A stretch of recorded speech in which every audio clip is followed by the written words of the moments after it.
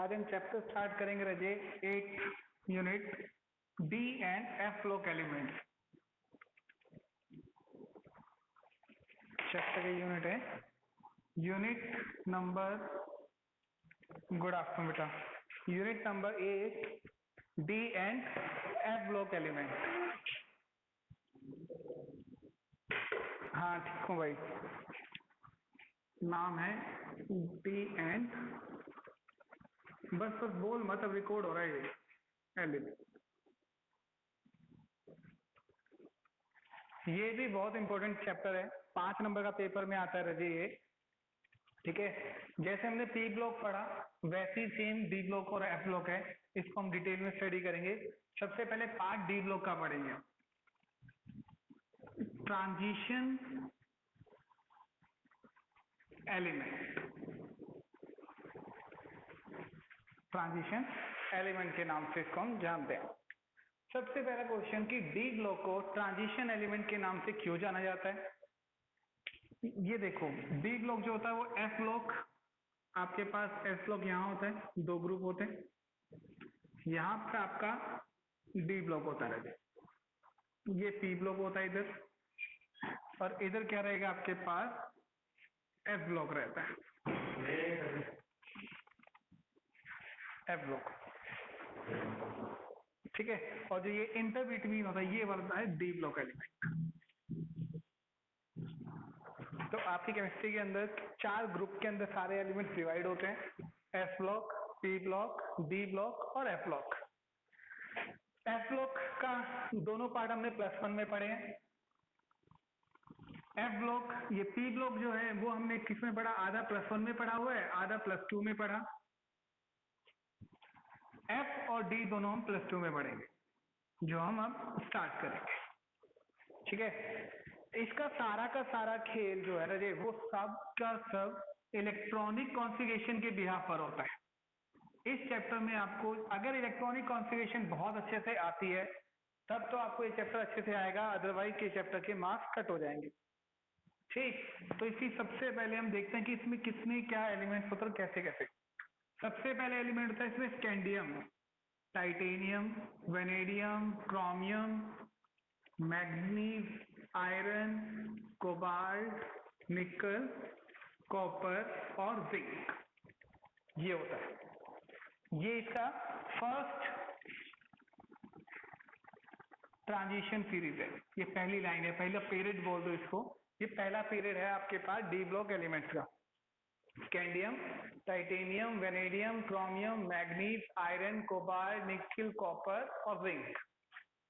ठीक, अब इसका एटॉमिक नंबर कितना होता है, 21, 22, 4, 5, 26, 7, 28, 29 और 30। इन 30 की इलेक्ट्रॉनिक कॉन्फ़िगरेशन आपको सबको आनी चाहिए। इन 30 की इलेक्ट्रॉनिक कॉन्फ़िगरेशन आप सबको आनी चाहिए रजिश।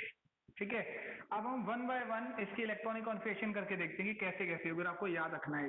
21 क्या कॉन्फ़िगरेशन होती है, 1s2, 2s2, 2p6, 3s2 और 3p6। यहां तक जो है वो आर्गन की कॉन्फ़िगरेशन होती है, यहां तक जो है वो आर्गन की कॉन्फ़िगरेशन होती है। ठीक, इसके बाद कौन आता है, 3p6 के बाद, 3p के बाद आता है 3d और फिर आता है 4s,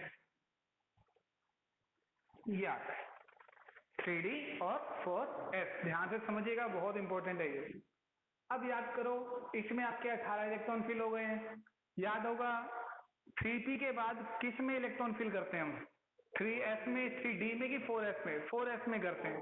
तो हम 19th इलेक्ट्रॉन भी 4s में और 20th इलेक्ट्रॉन भी 4s में। तो कॉन्फ़िगरेशन क्या बनती है, 20 तक क्या बनेगी, 1s2, 2s2, 2p6, 3s2, 3p6, 4s2 और 3d 0। लेकिन जो 21वां इलेक्ट्रॉन होगा रचे स्कैंडियम के लिए, वो कहाँ आएगा, वो 3d 1 में आएगा, वो 3d 1 में आएगा। भाई अब ये म्यूट करो, कौन है ये,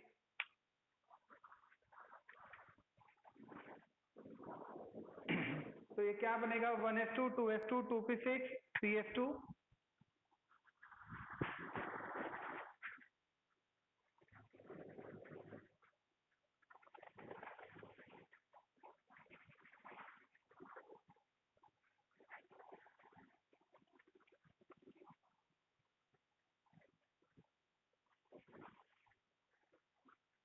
3p6 और 3s 4s2 हो जाएगा।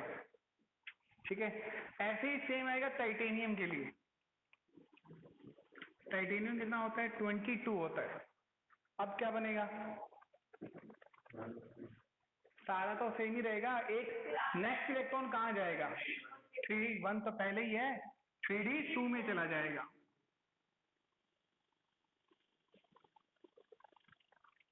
थ्री डी टू हो जाएगा, ये 4s2 ये हो जाएगा 3d2।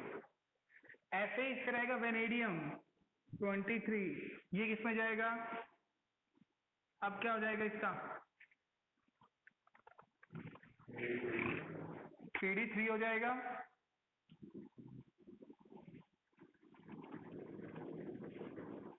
तो यहाँ रहेगा 1 2 और 3 और ये क्या रहेगा 4s2,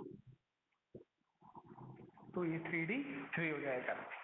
ठीक है, स्कैंडियम टाइटेनियम वेनेडियम। ऐसे ही रहेगा आपके पास 20 का 24 क्या रहेगा क्रोमियम। अब क्रोमियम के लिए क्या रहेगा, इसी में मैं लिख देता हूँ जी आपको, क्रोमियम का होता है 24 जी। अब क्या बनेगा, ये +1 से पढ़ते आ रहे हैं हम कि क्रोमियम की कॉन्फ़िगरेशन थोड़ी स्पेशल होती है। 3d3 के बाद अगला इलेक्ट्रॉन 3d4 होना चाहिए ऐसे, लेकिन आपको बताया था कि क्रोमियम की जो कॉन्फ़िगरेशन है वो बहुत स्पेशल होती है। अगर इसको एक इलेक्ट्रॉन की वजह से ये इसके वजह में यहाँ फिल कर दूं तो ये क्या बन जाएगा हाफ फील्ड हो जाएगा, और हाफ फील्ड की जो स्टेबिलिटी है वो पहले से क्या होती है ज्यादा स्टेबल होती है। इसलिए इस क्रोमियम की जो कॉन्फ़िगरेशन वो 3d4 4s2 नहीं होगी, वो क्या होगी 3d5 4s1। ये स्पेशल है जी, ध्यान से देखिएगा, बार बार मैं आपको बोल रहा हूँ 3d5 4s1 होती है, जबकि 3d4 4s2 होनी चाहिए थी, वो नहीं होगी, 3d5 4s1 होती है। ठीक है, तो ये होगा क्रोमियम के लिए। फिर आएगा आपके पास मैग्नीज। मैग्नीज का होता है 25। अब इसके लिए क्या होगा, अगला इलेक्ट्रॉन कहाँ आएगा सोचो, यहाँ में से अगला इलेक्ट्रॉन किस में आएगा 3d6 होगा कि 4s2 होगा, 4s2 होगा जी पहले, तो इसमें क्या होगा 4s2 हो जाएगा, ये 4s2। तो मैग्नीज का कितना बना 3d5 4s2 कॉन्फ़िगरेशन होती है। ऐसे ही आगे आयरन 26, अब कहाँ जाएगा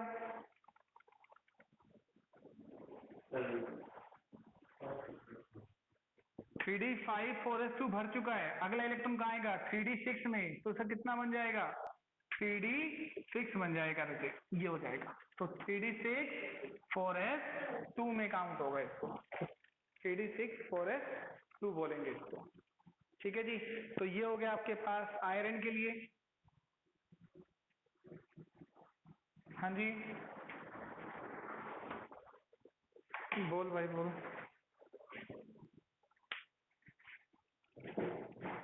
हम्म, नहीं वो क्यों आएंगे, जब अपन ने पढ़े ही नहीं तो क्या है। हाँ 15 से आएगा, हाँ हाँ कर दूंगा कर दूंगा,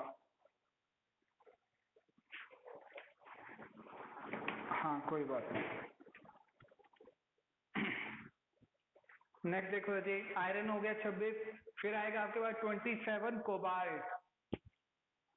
कोबाल्ट का कितना होता है 27, कितना बन जाएगा बोलो 3d7 हो जाएगा, 4s2 3d7 ये हो जाएगा 4s2 3d7। ये वैसे तो आपको आते हैं, तो फिर भी मैं आपको रिवाइज करवा रहा हूँ कि आपको दिक्कत ना आए। फिर आएगा कोबाल्ट के, कॉपर के बाद कौन आएगा कोबाल्ट के बाद निकिल 28 होता है, कितना बन जाएगा 3d8 हो जाएगा रवि, ये 4s2, 3d8 4s2 में काउंट होता है। फिर आएगा आपके पास कोबाल्ट सॉरी कॉपर 29, इसका क्या बनेगा 3d9 होना चाहिए, बट 9 कभी नहीं होगा, एक ही आगे क्या बन जाएगा ये 10 बन जाता है, तो इसकी कॉन्फ़िगरेशन क्या होगी, ये भी एक्सेप्शन में काउंट होगा 4s1 3d10 या 3d10 4s2 बोलेंगे, 3d10 4s2, ये कॉन्फ़िगरेशन होती है कॉपर की। ऐसे ही सेम एक जिंक होता है जी लास्ट 30, कितना बन जाएगा, इसमें सारे के सारे इलेक्ट्रॉन क्या होंगे, ये तो 3d पहले ही है, 3d10 4s2 हो जाएगा, 4s2 3d10, ये कॉन्फ़िगरेशन होंगे 4s2 3d10। समझ में आया जी, चला ले फिर कुछ नहीं लगेगा।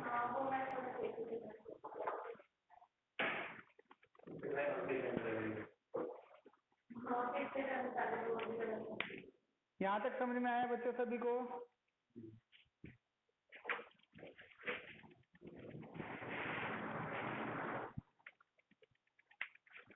ठीक है, तो कॉन्फ़िगरेशन आपको जरूर आनी चाहिए। हाँ एक चीज हो रहा है जिसके अंदर आप ये जरूर देखिएगा, ये तो चलो नॉर्मल हो गई है, ठीक है, पेपर में क्या आता है कई बार ना पॉजिटिव चार्ज पे आता है, नेगेटिव तो कभी इस पे होगा नहीं। जैसे सपोज करो आपको बोला कि मुझे Zn2 पॉजिटिव आ गया किसी भी चीज के, इसके अंदर Zn2 पॉजिटिव के लिए आपको इलेक्ट्रॉन काउंट करने हैं, कितने होंगे, तो आप देखो इसी कॉन्फ़िगरेशन क्या बनेगी, फिर क्या करेंगे जी बताओ, 2 कम कर देंगे, जितने टोटल एलिमेंट है उसमें से क्या होंगे 2 कम हो जाएंगे, 2 कम हो गए तो मतलब अब इलेक्ट्रॉन कहाँ से कम होंगे ये बताओ, कौन सी ऑर्बिटल से गायब होंगे, ये बात हमेशा ध्यान रखना रहेगी। अब मेरी बात ध्यान से सुनो, आप गलती कहाँ करोगे और कहाँ गलती होती है, सुनना ध्यान से। अब बच्चे को ना ये बोल दिया भी Zn2 पॉजिटिव कॉन्फ़िगरेशन लिखो, तो वो क्या काउंट करेगा भी 30 होते हैं, 30 में से 2 इलेक्ट्रॉन कम कर दो, कितने हो गए 28 हो गए। अब वो 28 के लिए क्या कॉन्फ़िगरेशन लिखेगा, जैसे निकल के 28 की कॉन्फ़िगरेशन है ना, वो ऐसे लिखेगा 3d8 4s2 लिखेगा, लेकिन ऐसा लिखना नहीं है आपने। आपने हमेशा ध्यान रखना रहे, जो सेंट्रल एटम की जो आप न्यूट्रल लिख रहे हो वही लिखो जो आ रही है, उसके बाद उसमें चेक करो कि कितने आपने इलेक्ट्रॉन कम करने हैं, तो कितने करने हैं 2। और हमेशा ध्यान रखना 3d और 4s में से पहले हम किस में इलेक्ट्रॉन भरते हैं 4s में, तो हम इलेक्ट्रॉन निकालने के टाइम भी 4s में से ही निकालेंगे, तो इसमें से 2 इलेक्ट्रॉन निकलेंगे तो कॉन्फ़िगरेशन क्या बनेगी, लास्ट में रहेगा 3d0 4s sorry 3d10 4s0, 4s0 लिखने की भी जरूरत नहीं है आपको, 3d10 4s0 हो जाएगा रवि। बोलो जी यहां तक समझ में आया सभी को, 3d10 4s0 कॉन्फ़िगरेशन बन जाएगी रवि की। तो ऐसे ही ध्यान रखना, मान लीजिए मैं बोलूं आपको आयरन का Fe2 पॉजिटिव 26 होते हैं जिसके, तो अब कॉन्फ़िगरेशन क्या बनेगी,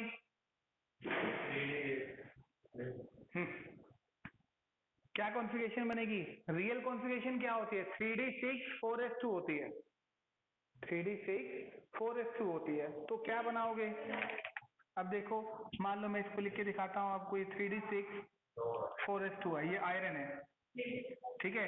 अब आप क्या करोगे, पहले कॉन्फ़िगरेशन आयरन की पूरी लिखो 3d6 4s2, अब उसमें से 2 इलेक्ट्रॉन कम कर दो, तो ये 4s2 वाले कम हो जाएंगे, तो कम हो गए तो आयरन की क्या बनेगी रजे, सिर्फ 3d6 4s0, 0 लिखने की जरूरत नहीं होती है, खाली 3d6 लिखोगे भी तो भी चल जाएगा, ठीक है जी। तो ये इसका मतलब होता है कि आपके पास कॉन्फ़िगरेशन करना आपको बहुत जरूरी है। इस पूरे चैप्टर के जो आंसर है वो सिर्फ कॉन्फ़िगरेशन पर ही है, कोई भी क्वेश्चन लिखोगे तो आपको कॉन्फ़िगरेशन जरूर निकालने आनी चाहिए, तभी आप उसका आंसर निकाल पाओगे, अदरवाइज आपसे क्वेश्चन सोल्व नहीं हो पाएंगे। ठीक है जी, एक तो आपने ऐसे करना है। नेक्स्ट है इसमें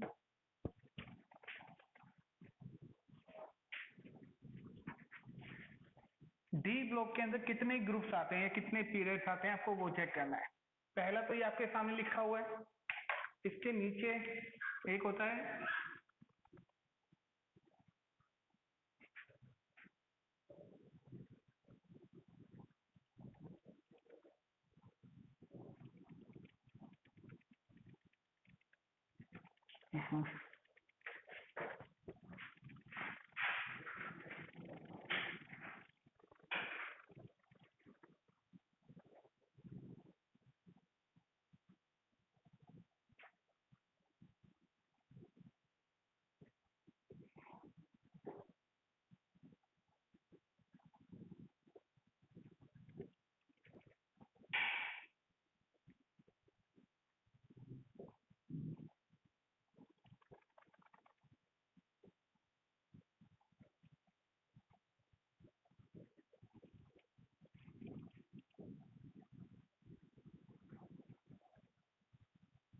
इसमें ध्यान नहीं है क्या आएगा यार, अभी देख लेते हैं।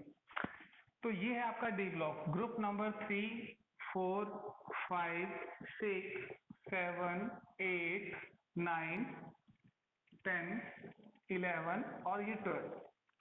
सबसे पहले आपको उस पूरे ग्रुप की इंफॉर्मेशन बतानी चाहिए। आपसे कोई पूछे कि डी ब्लॉक कहाँ से कहाँ स्टार्ट होता है, तो आप बोलोगे ग्रुप नंबर 3 से लेके 12 तक सारे के सारे डी ब्लॉक एलिमेंट कहलाते हैं। सारे के सारे क्या कहलाते हैं? डी ब्लॉक एलिमेंट कहलाते हैं। एक इसके अंदर ग्रुप तो ऐसे हो गए, पीरियड ऐसे होते हैं, हमें पता है। डी ब्लॉक के अंदर 3 लाइन है, 1, 2, 3। इसको पहली लाइन को बोलेंगे फर्स्ट ट्रांजिशन सीरीज, दूसरी को बोलेंगे सेकंड ट्रांजिशन सीरीज और तीसरी को बोलेंगे third transition series. Third transition series ये हो जाएगा। तो आपके पास जब पहले 2-3 पेजेस में यही पढ़ने को मिलेगा जी कि फर्स्ट ट्रांजिशन सीरीज होती है, सेकंड ट्रांजिशन सीरीज होती है, थर्ड ट्रांजिशन सीरीज होती है। ठीक, पूरी अपने रियल लाइफ के अंदर जो सबसे ज्यादा मेटल यूज होते हैं ना, वो इसी ब्लॉक से आते हैं। दुनिया के आप जितने भी काम देखोगे ना, तो सबसे ज्यादा कॉस्टली, चीपली और हैवी ड्यूटी सारे के सारे एलिमेंट्स यही यूज होते हैं। दुनिया में सबसे ज्यादा यूज होने वाला एलिमेंट कौन सा है? नहीं, इस पूरे तीनों में, पूरे डी ब्लॉक के अंदर ही सबसे ज्यादा यूज होता है आयरन। इसी ब्लॉक के अंदर आता है। गोल्ड आता है, मरकरी आता है, कॉपर आता है, सिल्वर आता है, जिंक भी यूज बहुत बार होता है। टंगस्टन नाम सुना आप लोगों ने? इनके नाम भी देखो, ये नाम तो हो गए थे नुबीबियम, यैट्रियम, मोलिबिडेनियम, सेक्टेलियम, ruthenium, rhodium, palladium, silver, cadmium, lanthanum, hafnium, tantalum, tungsten, rhenium, osmium, iridium, platinum, gold और मरकरी। तो जितने भी आप दुनिया में जो रियल लाइफ में हम यूज करते हैं ना, वो सारे के सारे एलिमेंट्स इसी के अंदर रखे हुए हैं। यही हम डेली लाइफ में यूज करते हैं। पी ब्लॉक के अंदर सारे के सारे नॉन मेटल हैं, वो गैसेस भी हैं, लिक्विड ऑलमोस्ट सारे गैसेस हैं। थोड़े बहुत क्या रहेंगे आपके पास, सॉलिड होते हैं और एक एक आधा लिक्विड होता है। बट जो रियल लाइफ में यूज होते हैं वो सारे एलिमेंट्स यही हैं। इनकी खासियत क्या है भाई, यही यूज क्यों होते हैं? कोई तो रीजन होता होगा भाई, इन एलिमेंट्स में ही ज्यादातर डेली लाइफ में यूज क्यों हो रहे हैं? इसका रीजन आप ये दोगे जी, क्योंकि इन एलिमेंट्स की जो रिएक्टिविटी है ना, वो बहुत कम होती है। इन एलिमेंट्स की जो रिएक्टिविटी है वो बाकी एस ब्लॉक और पी ब्लॉक वाले एलिमेंट से कम होती है। अब जैसे सोडियम को सपोज करो, सोडियम वाला ग्रुप, पहला ग्रुप सारा ले लो, वो तो पानी के साथ ही आग पकड़ लेते हैं, तो वो हमारी डेली लाइफ में क्या यूज आएंगे? ठीक है। पी ब्लॉक में जब आप जाओगे तो वो सारे के सारे गैसेज ही हैं, वो हमारे ज्यादातर किसी काम के नहीं है, कार्बन को छोड़ के। तो सिर्फ इसी एलिमेंट्स के अंदर जो हमारे इंफ्रास्ट्रक्चर है, जो देश का जितने भी दुनिया की जो लाइफ लाइन है, वो इन्हीं एलिमेंट्स पे टिकी हुई है। जितने भी कंस्ट्रक्शन है वो आयरन करवाता है। जो गोल्ड के, जो ज्वेलरी के रूप में आयरन और ये सॉरी सिल्वर और गोल्ड है, और प्लेटिनम भी होता है जिसको व्हाइट गोल्ड बोलते हैं हम लोग। ठीक है। ये आपका प्लेटिनम होता है ना, ये व्हाइट गोल्ड होता है, ये सोने से भी महंगा होता है। ठीक है, सिल्वर, गोल्ड, कॉपर। अब ये तीनों यूज क्यों हुए, कोई आपसे पूछ ले भाई, इनको ही हम एज ए ज्वेलरी के रूप में यूज क्यों करते हैं? क्योंकि इनकी रिएक्टिविटी बिल्कुल जीरो होती है। इनकी रिएक्टिविटी बिल्कुल जीरो होती है, ये रिएक्ट करते नहीं है। इनको पानी में, पसीने में, जैसे मर्जी रखो नहीं खराब होते हैं। बहुत लंबा टाइम चाहिए, 6-6 महीने, साल बाद थोड़ा बहुत खराब होते हैं, और वो खराब भी नहीं होते हैं। ऑलमोस्ट भी पॉलिश सी करके उसको खत्म, साफ कर देते हैं दोबारा। ठीक है। दुनिया का सबसे ज्यादा स्ट्रॉन्ग मेटल कौन सा है? सबसे ज्यादा स्ट्रॉन्ग, बंद कर देखो। सबसे ज्यादा ताकतवर टंगस्टन। सबसे स्ट्रॉन्गेस्ट मेटल टंगस्टन होता है। टंगस्टन कहाँ देखा आपने? बल्ब के अंदर यूज है, छोटा सा एक पैनल सा होता है, उसका मेल्टिंग पॉइंट इतना ज्यादा होता है वो कभी पिघलता नहीं है। पहले बल्ब में वो यूज करते ना, क्योंकि वो पिघलता ही नहीं, कितना मर्जी गर्म कर लो उसको, बहुत 2-4 हजार डिग्री टेम्परेचर चाहिए इसको मेल्ट करने का। हाँ, आयरन से भी ज्यादा ही कीमती होता है, और मजबूत भी बहुत होता है। ठीक है, तो सबकी अपनी अपनी एक पहचान है। कॉमनली आप ये बोलोगे कि इन्हीं को यूज क्यों करते हैं कमर्शियल लाइफ के अंदर, तो बोलेंगे कि इनकी रिएक्टिविटी कम होती है, इनकी स्ट्रेंथ होती है वो सबसे ज्यादा होती है, और ड्यूरेबिलिटी भी ज्यादा होती है, और ये आगे खराब भी नहीं। इसलिए इन सब को हम क्या कहेंगे, यूज किया जाता है डेली लाइफ के अंदर। ठीक है, हैवी भी होता है, और टंगस्टन बहुत कॉस्टली हो जाता है। आता कितना का है? कितनी होती है वो तार? हाँ, फिर वो सारी बस उसकी वैल्यू होती है। चलो जी, एक वर्ड यूज करेंगे, ट्रांजिशन एलिमेंट। ट्रांजिशन एलिमेंट, ये बहुत इंपॉर्टेंट है। पहला क्वेश्चन है जी आपका कि what is the transition element. Transition element कौन से होते हैं? अब ये सारे क्वेश्चन मैं आपको बोल रहा हूँ कि सारे कॉन्फ़िगरेशन पे बिहाफ पर है। आपसे बोलेगा ट्रांजिशन एलिमेंट्स वो होते हैं जिनकी कॉन्फ़िगरेशन के दौरान जो डी ऑर्बिटल होती है वो 1 से 9 के बीच में हो। इसकी कॉन्फ़िगरेशन क्या हो?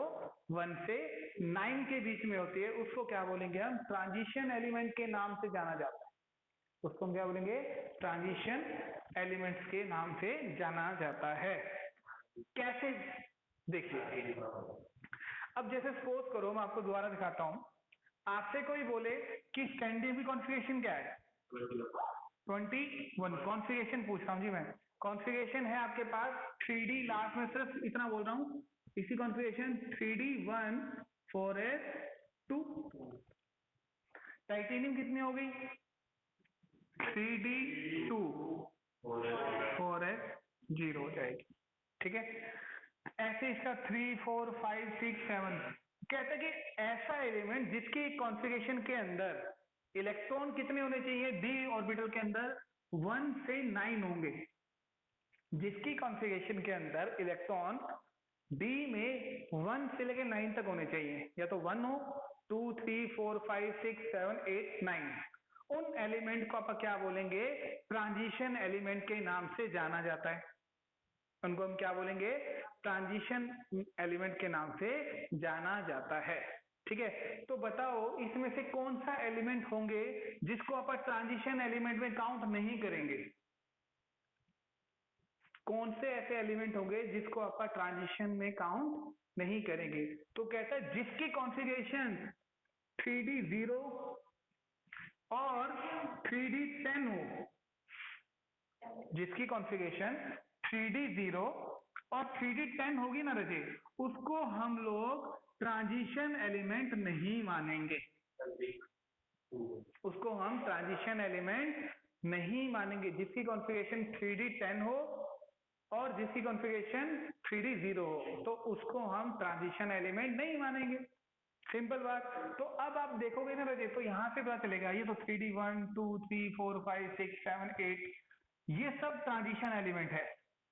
ये सब ट्रांजिशन एलिमेंट है। लेकिन जब आप इधर आओगे ना कॉपर के ऊपर, कॉपर जो है उसकी कॉन्फ़िगरेशन कितनी है? 3D10 4s1।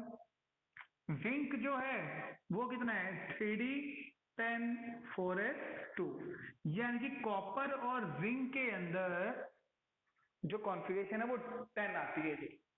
और ट्रांजिशन के रूल के मुताबिक सिर्फ वही एलिमेंट ट्रांजिशन एलिमेंट होंगे जिनकी कॉन्फ़िगरेशन D1 से 9 के बीच में आए।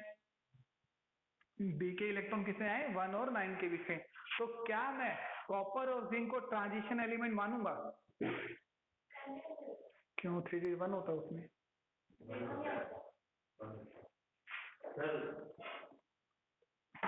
क्या मैं कॉपर और जिंक को ट्रांजिशन एलिमेंट में कन्वर्ट करूंगा, मानूंगा?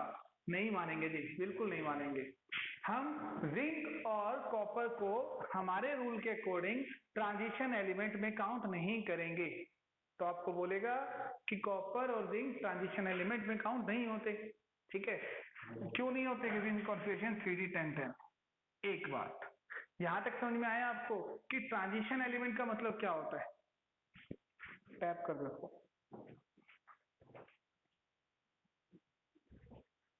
ट्रांजिशन एलिमेंट का मतलब समझ में आया? क्या होता है कि ऐसे एलिमेंट जिनकी कॉन्फ़िगरेशन में 3D1 से लेके 9 तक हो उनको क्या बोलेंगे? ट्रांजिशन एलिमेंट बोलेंगे।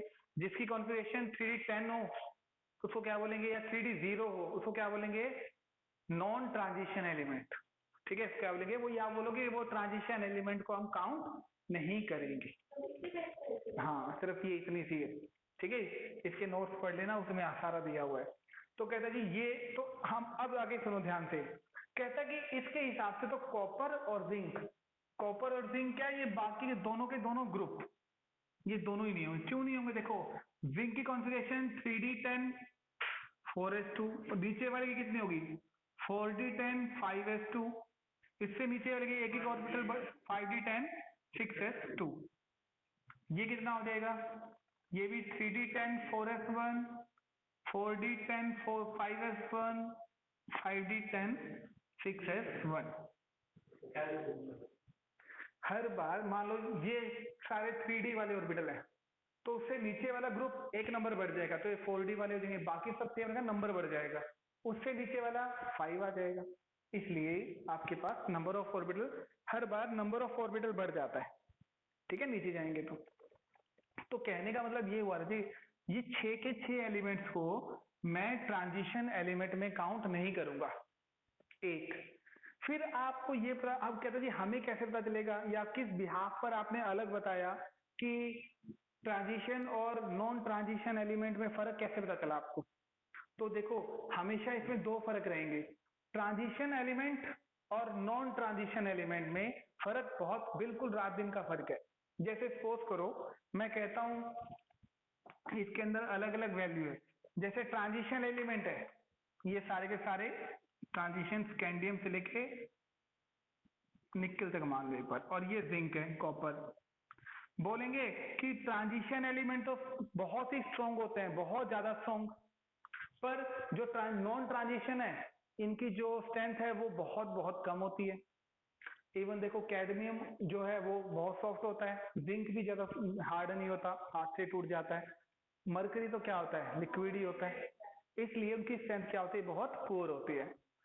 स्कैंडियम से लेके निकल तक जितने भी एलिमेंट्स है ना ये सब, इन सब के जो कंपाउंड्स होते हैं वो कलरफुल होंगे। इन सब के कंपाउंड क्या होंगे? वो कलरफुल होते हैं। जबकि कॉपर जिंक के कंपाउंड क्या होते हैं? व्हाइट होते हैं। ये फर्क आ जाएगा। ठीक है, तो उसका कोई कलर, शांति मैं सब बताऊंगा। ठीक है, तो जिंक के जितने भी कंपाउंड है वो क्या आएंगे? व्हाइट हो जाएंगे। जिनका मेल्टिंग पॉइंट ज्यादा होता है इनका मेल्टिंग पॉइंट कम होता है। तो ऐसे बहुत सारे रीजन हम आगे पढ़ेंगे कि कैसे कैसे इसमें डिफ्रेंशिएट किया जाएगा। एक क्वेश्चन आएगा रजय कि आपके पास कॉपर और जो जिंक है, सुनना ध्यान दिए, बहुत अच्छा क्वेश्चन है। कॉपर और जिंक, कहते कॉपर को हम ट्रांजिशन एलिमेंट मानते हैं। कहेगा कॉपर को हम ट्रांजिशन एलिमेंट मानते हैं जी। फिर आप कहोगे इसकी कॉन्फ़िगरेशन तो क्या होती है? 3D10 4s1। इसकी कॉन्फ़िगरेशन क्या होती है? 3D10 4s2। पर ये तो मानना नहीं चाहिए, जब आप जिंक को नहीं मान रहे तो कॉपर को क्यों मान रहे हैं? तो इसका रीजन पता क्या बोलता है कि एक तो कंपाउंड है, और इसके आयंस भी तो होते हैं। आयंस का मतलब समझते हो, जो इसमें से अगर मैं 2 इलेक्ट्रॉन को लॉस कर दूं तो क्या बच जाएगा, Cu 2 पॉजिटिव आयन बन जाएगा। क्या बन जाएगा, Cu 2 पॉजिटिव आयन। और जिंक के 2 इलेक्ट्रॉन निकाल दो तो क्या बन जाएगा, Zn 2 पॉजिटिव आयन। तो कहते हैं इनके जो आयंस होते हैं ना उसके ऊपर डिपेंड भी करता है। अब कॉपर जो है वो 99% Cu2 पॉजिटिव फॉर्म में होता है। कॉपर सल्फेट ले लीजिए, कुछ भी ले लीजिए आप, वो इस फॉर्म में ही मिलेगा आपको, कॉपर की फॉर्म में। तो बताओ क्या कॉपर ट्रांजिशन एलिमेंट है कि नहीं है in case of Cu2 positive ion. जब Cu2 पॉजिटिव आयन की फॉर्म में जाओगे तो 2 इलेक्ट्रॉन कम करने हैं, कहां कहां से करोगे बताओ, इसमें से 2 इलेक्ट्रॉन 4s1 से 1 और 3d से 1, तो कितना रह गया इसका, 3d 9 और 4s 0। तो देखो 3d 9 आ गया, यानी कि ट्रांजिशन एलिमेंट में काउंट होगा। इसको कर लो, इसके दोनों इलेक्ट्रॉन निकाल के देखो किस में से निकलेंगे, 4s में से। निकालने के इस कंपाउंड के बाद भी क्या बना, तो ये अब भी ट्रांजिशन एलिमेंट नहीं है। तो जो लास्ट वाला ग्रुप है ना 12, ये नॉन ट्रांजिशन एलिमेंट होते हैं। लेकिन कॉपर है वो ट्रांजिशन एलिमेंट में काउंट होगा। क्यों होगा, क्योंकि उसके जो आयंस होते हैं वो +2 आयंस में ज्यादा स्टेबल होते हैं, और +2 आयंस में करने के बाद उसकी कॉन्फ़िगरेशन है वो 3d 9 हो जाएगी। तो इस वजह से इसको हम ट्रांजिशन एलिमेंट में काउंट करेंगे। ठीक है, अब स्कैंडियम जो प्योर एलिमेंट है ये तो ट्रांजिशन एलिमेंट में काउंट होता है, बट अगर कहते हैं स्कैंडियम 3+ कर दूं तो इसके कंपाउंड क्या ट्रांजिशन एलिमेंट में होंगे, क्यों नहीं होंगे बताओ, क्योंकि इसकी कॉन्फ़िगरेशन कितनी होती है, 3d1 4s2, 3 इलेक्ट्रॉन निकाल दो तो क्या बनेगा, 3d0 4s2, यानी अभी यहाँ पे भी 0 आ गए। तो कहते हैं आपके प्योर मेटल और आयंस, उसमें आप चेक करो कि अगर आपके पास आयंस में भी अगर 0 आता है कम करने के बाद, तो उसके जो भी कंपाउंड बनेंगे वो नॉन ट्रांजिशन एलिमेंट्स कहलाते हैं। वो क्या कहलाएंगे, नॉन ट्रांजिशन एलिमेंट्स के नाम से उसको जाना जाता है। 4s, हाँ 4s भी 0 ही आएगा जी। ठीक है जी, तो ये होता है आपके पास ट्रांजिशन एलिमेंट। पहला क्वेश्चन ये है कि ट्रांजिशन एलिमेंट क्या होते हैं। तो ऐसे सब्सटेंस, ऐसे एलिमेंट जिनके लास्ट इलेक्ट्रॉन के अंदर D1 से 9 तक रहेंगे, D1 से 9 तक होंगे, वो एलिमेंट क्या कहलाता है, ट्रांजिशन एलिमेंट कहलाता है। जिसके अंदर D10 आ जाएगा या D0 आ जाएगा रजे, वो एलिमेंट ट्रांजिशन एलिमेंट नहीं कहलाएगा। फिर आप चाहे वो कंपाउंड देख लीजिए, चाहे आप क्या देख लीजिए, एलिमेंट देख लीजिए। अब जैसे मान लीजिए कॉपर सल्फेट है, कॉपर सल्फेट, क्या हो गया, हम बंद हो गए,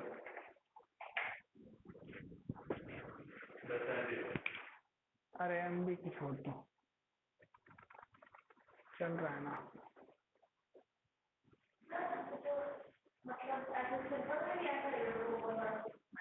किसमें, हाँ सभी में सेम ही होएगा, हाँ उसमें 9 हो जाएंगे, 2 आ जाएंगे ना। तो देखो अब इसमें क्या होगा, जैसे कॉपर सल्फेट है, कॉपर सल्फेट के अंदर +2 चार्ज होता है। जब इसके अंदर +2 चार्ज होगा तो कितना आएगा, 3d 9। जब 3d 9 होगा तो ये ट्रांजिशन एलिमेंट है, और ट्रांजिशन एलिमेंट के सारे कंपाउंड कलरफुल होते हैं, इसलिए कॉपर सल्फेट का कलर क्या हुआ, ब्लू कलर का हुआ।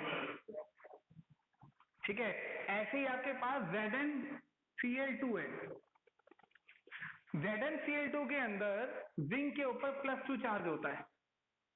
ठीक, अब जिंक के ऊपर +2 चार्ज आएगा तो बताओ उसकी कॉन्फ़िगरेशन क्या होगी, 3d 10 ही रहेगी, तो वो ट्रांजिशन एलिमेंट नहीं है।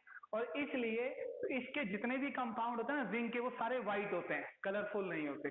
किसी भी कंपाउंड के कलरफुल होने के लिए कम से कम उसके पास एक अनपेयर्ड इलेक्ट्रॉन होना बहुत जरूरी है, इस वजह से वो कलरफुल होगा। लेकिन जब 3d 10 सारे इलेक्ट्रॉन फुलफिल हो जाएंगे तो कोई भी इलेक्ट्रॉन क्या होगा, एक्साइट ही नहीं करेगा, इसलिए वो कलर भी शो नहीं करता है। ठीक है जी, हाँ कलर के, इलेक्ट्रॉन के एक्साइट की वजह से ही हमेशा कलर शो होता है। तो ये है जी इसके बारे में कि आपके पास फर्स्ट ट्रांजिशन, सेकंड ट्रांजिशन और थर्ड ट्रांजिशन सीरीज। फिर है आपके पास अलग अलग कंपाउंड के कॉन्फ़िगरेशन आपने करनी है। ये सारे के सारे कॉन्फ़िगरेशन आपने करके देखनी है रजे। मैंने आपको फर्स्ट ट्रांजिशन सीरीज की करके दिखाई है, आपने सेकंड और थर्ड ट्रांजिशन की घर पे खुद करके देखनी है रजे। ठीक है। दूसरा फिर आएगा आपके पास ट्रांजिशन एलिमेंट क्या होता है, आपको बताया कि ऐसे एलिमेंट जिनकी इलेक्ट्रॉनिक कॉन्फ़िगरेशन 1 से 9 के बीच में होंगे डी, उसको बोलेंगे ट्रांजिशन एलिमेंट के नाम से। अदरवाइज जिसके डी 10 और 0 होंगे वो नहीं होंगे। जहां तक कीजिए, बाकी कल करेंगे। ठीक है, मैं ज्यादा देर तक खड़ा नहीं रह सकता हूँ, ये भी मैं थोड़ी थोड़ी देर तुम्हारे लिए आया हूँ कि चलो ज्यादा लॉस ना हो तुम्हारा। ठीक है, कल यहाँ तक करें, बाकी कल करेंगे। और नोट्स के लिए मुझे मैसेज कर देना बच्चों, तुम्हें नोट्स भेज दूंगा मैं।